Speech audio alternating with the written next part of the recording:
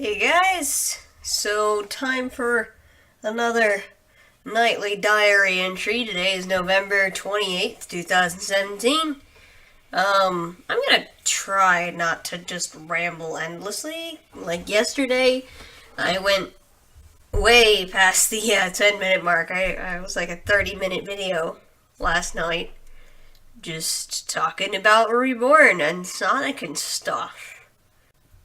I was going to say speakings of, and then I was going to talk about this little thing that I had pop into my head about chaos just a minute ago, and then I was like, wait a minute, Alex, there's something else you wanted to talk about tonight in the video, and you should probably do that. And I remembered that was that a couple weeks ago I had a day where I got like 3 different pieces of Meet the Vampires fan art in one day, and I wanted to share that with you guys and just give a shout out to the people who drew the fan art because it's really cool. I'll put their DeviantArt handles. I'll subtitle. You'll show you the pictures But yeah, fan art is great. It's a good motivator. It helps to make me feel like all the effort that I put into what I make isn't wasted and that people appreciate my stuff. But it does kind of bring me into an interesting topic that I guess I want to talk about. I guess I'll start by pointing out that Meet the Vampires' love and support is greatly appreciated. It is intended to be a television show, which means it probably won't get made for another several years yet to come, because, you kind of have to work your way up to getting your own TV show.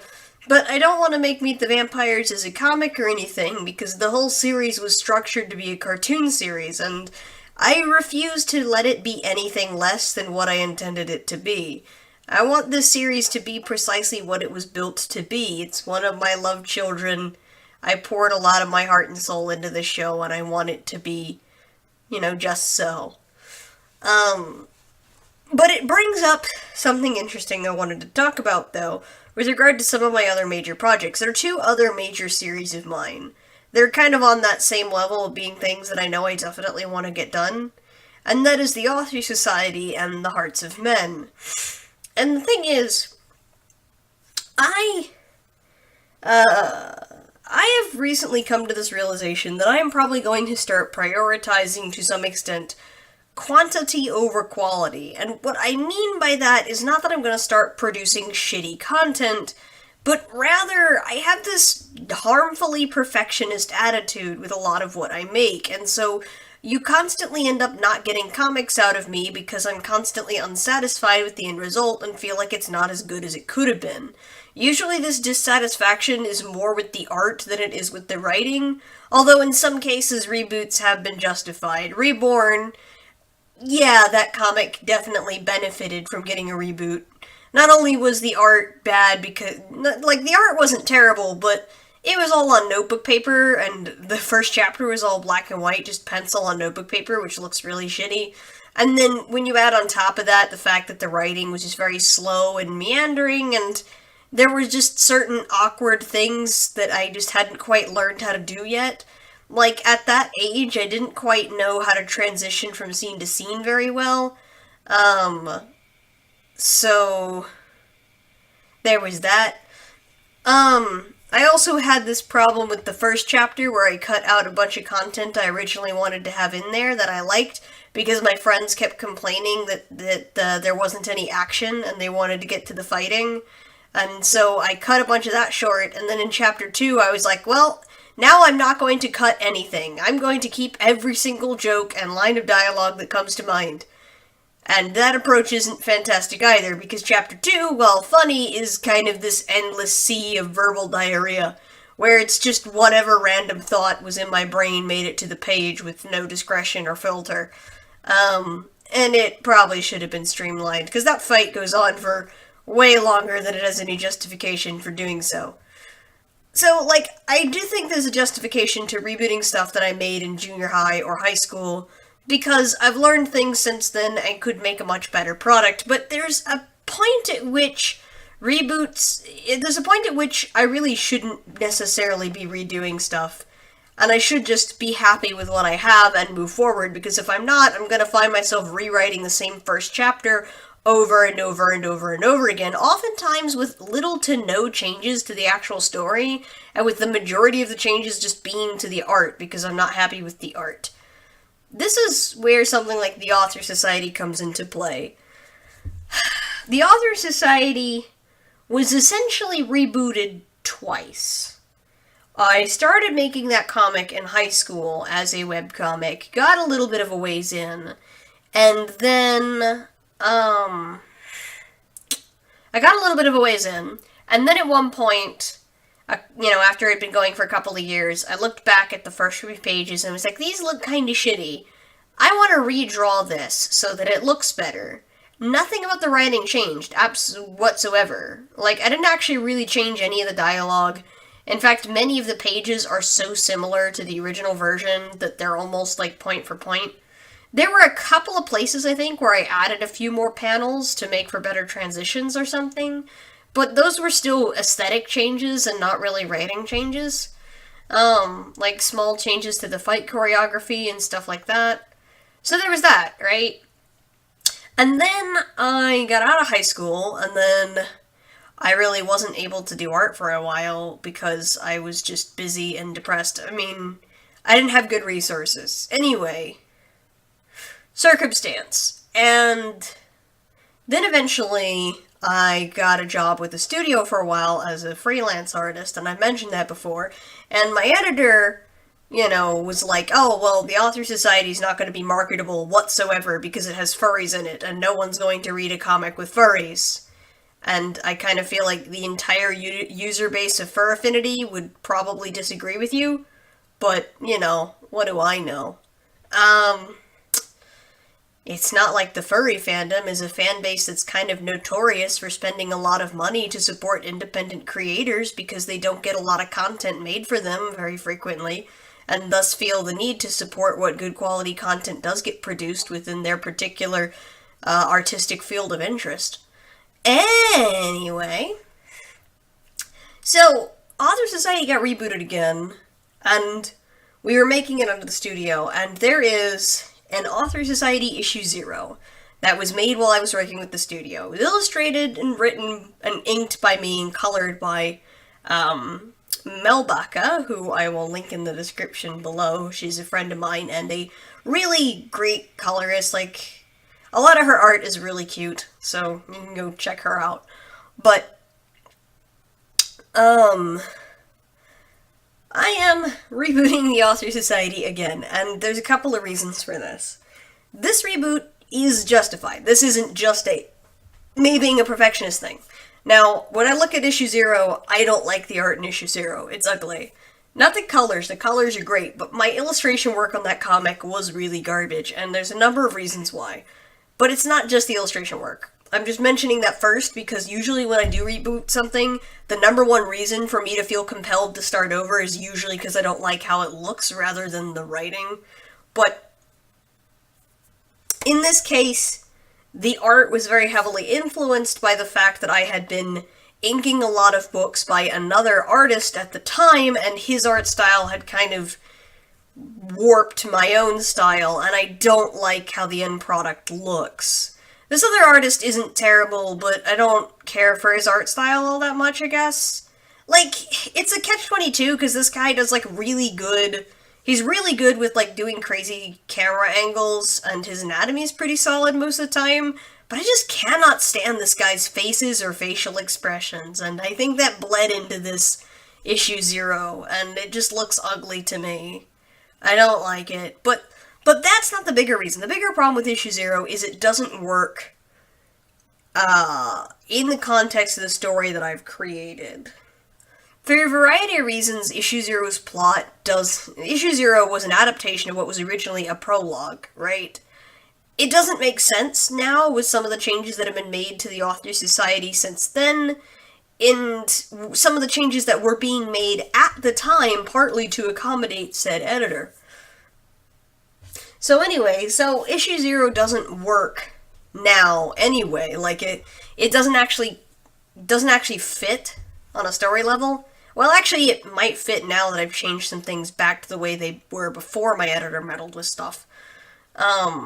So I wanted to just decanonize it anyway, because prologues usually are honestly not particularly valuable.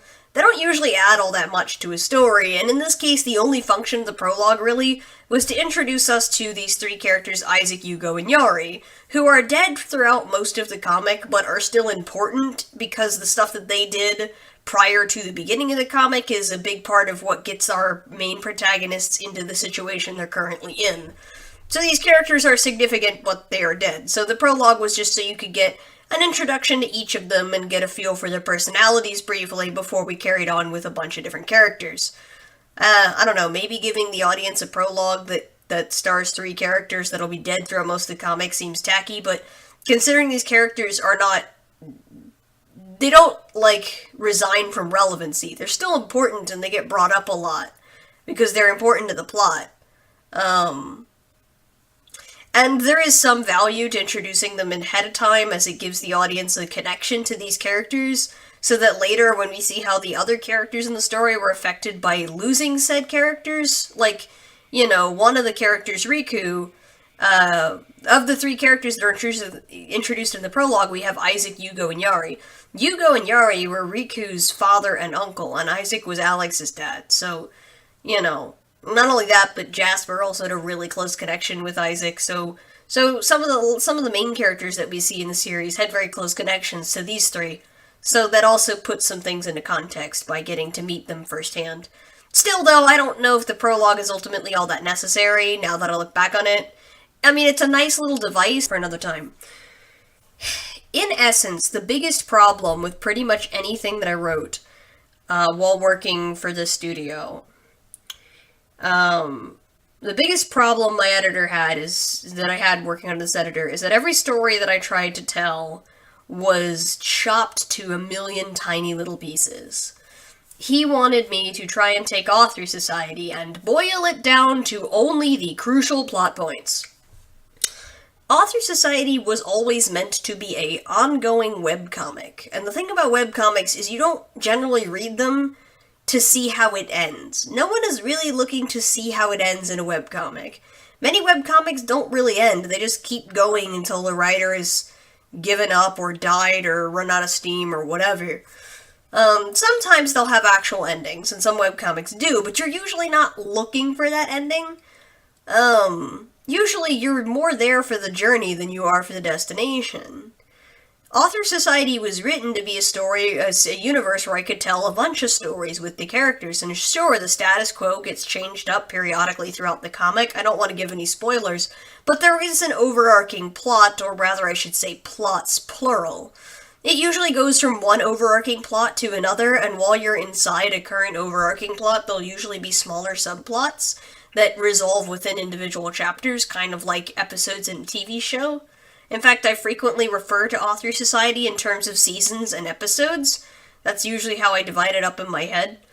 But this mentality is really harmful, particularly to my style of storytelling. But I think this mentality in general, that every single thing needs to be a crucial plot point, that all it does is move the plot forward. When you think like that, you end up telling stories where everything becomes so rushed, the audience doesn't ever have time to care. When you rush through everything, and you are constantly making sure every single scene only exists to move the plot forward, then you're not giving the audience enough time to care about the characters. The way this guy would limit my stuff wouldn't allow me time to even so much as tell a joke every once in a while, and he would even actively discourage me from putting jokes in something that was supposed to be a serious comic, because you can't tell jokes in a serious comic. You need to be serious 100% serious 100% of the time, which is also just asinine and stupid. So yeah, I've been working on trying to get Author Society back up and running as a webcomic again like it was originally intended, and changing some things back to the way they were originally before my former editor, got his little fingers on it. One big change that happened under him was, in the original comic, the Author Society itself is a sort of rebel organization in this cyberpunk dystopian future world, right? And in the original version, the leader of the Author Society is Alexandra Daggert, right? She's the granddaughter of, like, the wealthiest, most powerful man in the world, and she joined this little rebel organization that her father started years back to essentially continue on the mission that he started, right? And there's this other character, Jasper, who is Alex's right-hand man and second-command. Part of the reason he gets this position is because Jasper had a very close relation to Isaac, and is also pretty clever, and was very, like, kind of indoctrinated into Isaac's ideology. He knows, in pretty much any situation, what Isaac would have done if he were here in that situation. Now, my editor had essentially told me, well, you can't have Alex be the leader. That's gonna make her, she's like a Mary Sue. You can't have this Mary Sue protagonist character. And I want to make a couple of points. One, Alex is no more the protagonist than Jasper, or Riku, or Fang, or Danny, or Dimitri. Author Society has what's called an ensemble cast, which means pretty much every character has their own arc and gets plenty of screen time, so Alex isn't really the main character because the series doesn't have a main character. It has multiple main characters. So I'll get that out of the way right now. Secondly, Alex's being in charge in-universe logically makes sense. And when I changed it, under his influence, I switched it around to have Jasper be in charge and Alex be second in command. But the only way I could really make this make sense was to totally downgrade Alex's character. And out of an attempt to try and avoid further accusations of her being a quote-unquote Mary Sue, I did things to her character that were downright degrading, and I now feel upset that I ever did that to her in the first place. Because she pretty much got relegated to being the spoiled rich girl who was in over her head and was virtually useless. That's boring and annoying, and no one wants to read a character like that. She kind of came across as a bit of a bitch. Now, don't get me wrong, in the original version, and again, I'm not giving any spoilers, Alex still does some stuff that's arguably pretty kinda shitty, but she has a lot of skills and intellect and whatnot that make her a valuable member of the team. She's the one in charge, and you never really question her being in charge because she's good at it. She does have problems, and she's far from perfect, but her redeeming qualities help to balance her negative qualities, as would be the case with any good character. I think calling her a Mary Sue would be pretty just dumb. And I now realize in hindsight that I suspect my editor was partly more influenced. Aside from the fact that Alex is loosely based off myself, I think the other reason that he was more apt to try and make that accusation, I hate to pull the sexism card, but I think to some extent it's partly because she's a girl. I really do think that if that was a dude character, that he probably wouldn't have cared as much. But because she's a chick and she's the one in charge, I guess it's more glaringly obvious? I don't know. I know that the self-insert thing is tacky in any story, and people constantly complain about it, but I've seen stories where the self-insert character is done really well. There's not anything inherently wrong with doing a character like that, and they're not always necessarily Mary Sues. They can be, but not always. To be fair, a lot of furry webcomics, if not most of them, have self-insert protagonists somewhere in the main cast. Not necessarily all, but a lot of them do. So much, in fact, that I'd argue it's almost kind of a standard for furry comics. But yeah, I've seen good self-insert characters, and I've seen bad ones. But I kind of suspect if Alex was a dude, then he probably wouldn't have cared as much. That kind of annoys me. The automatic assumption that Jasper, the guy, would be better in charge than Alex would be. Never mind the fact that a big part of Jasper's character revolves around the fact that he has shitty social skills and is kind of an unlikable asshole. He's smart and a good strategist, but people don't usually like Jasper. And while he does still make friends and form relationships with the other main characters, it takes him longer to get people to like him, because he's not an easy-to-like sort of person.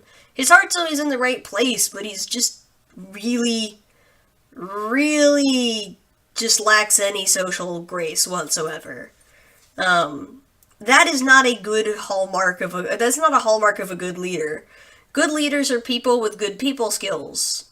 Jasper does not have that. And so when you try to switch the roles and put Jasper in charge, it feels really, really awkward, and you can't help but wonder, why the fuck is this guy in charge? Of all the people that could have been in charge, why is it him? You know? At that point, it seems like the only reason he would be in charge is because Isaac trusted Jasper simply because Isaac had brainwashed him into an ideology better than he had any other person, and if that's the case, that seems kind of dark. Alex being in charge is one of those things that you don't question all that much, because she's reasonably good at getting people to do what she wants them to do, and, you know, Isaac was her dad, so she's just stepping up and taking over her father's position. So yeah. Anyway, I still rambled on much longer than I originally intended to, and I'm sorry. I know I was going to try and make this short. I just wanted to rant for a minute about just being frustrated with other people ruining my stories. I'm now at this point where, going back to what I was originally talking about, I'm now at this point where I'm realizing, for one, in terms of the art department, I need to stop being so hard on myself and just go, because a lot of my stories, what people may not necessarily know is a lot of my stories have already been written. I have planned the entire story out from beginning to end. I just need to draw it. That's the reason people don't get enough comics out of me, and I feel like I let my audience down by not actually publishing these comics with any regularity, because I know people are looking forward to it. The Meet the Vampires fan art was a reminder of that. People want to read my stories. People are looking forward to these stories, and I need to give you that. I've been promising you that. And I really want to tell these stories. I just need to calm the fuck down and be willing to accept when something is good enough and move forward. Because the writing comes naturally to me. I can create an entire world in a single afternoon. You think I'm joking or exaggerating, I'm really not. That's just how my brain works. Writing is almost as easy as fucking breathing for me. It's just something that I do very quickly and easily, and that I love doing. And while I enjoy drawing is definitely more of a struggle in that respect. If writing is something that just comes naturally and doesn't require much effort for me to tell a story or come up with a story, you know, drawing that story out always involves much more time and energy, and like I said, my own sort of perfectionist nature bites me in the ass frequently, or I'll constantly be dissatisfied. As it stands, the current Author Society pages I have been sketching out, I'm a few pages in my rough sketches. What I do is I do a rough red storyboard sketch, and then I go over and I do the blues, which will be detailed and include faces and clothing and all that stuff, and then it goes to ink and then color, right? And I was like, hey, I'm gonna try a new paneling style where I do more pages with more panels, because what I normally do is have only 4 to 6 panels on a page. So I'm gonna try out this new style. I sketched like 5 pages that way, and then came back to it like a week later and was like, I hate how this looks. It looks really busy and cramped. I fucking hate this. And then I was like, Alex, don't start over. Don't. Just continue practicing with this style. Go on with it a little longer, and if you still don't like it at the end of chapter 1, then you can go back to the 4 to 6 panel format that you're comfortable with. Because at the end of the day, I realize my audience is probably going to be a lot less critical of this stuff than I am, and so the only thing that I'm really accomplishing by being overly nitpicky is just depriving other people of the art that I promised them, and making my own life miserable, and making it so that I can't tell the stories I want to tell, because I'm constantly punishing myself for not being perfect. So yeah. This ramble session's over. I've rambled long enough. It's like 25 minutes.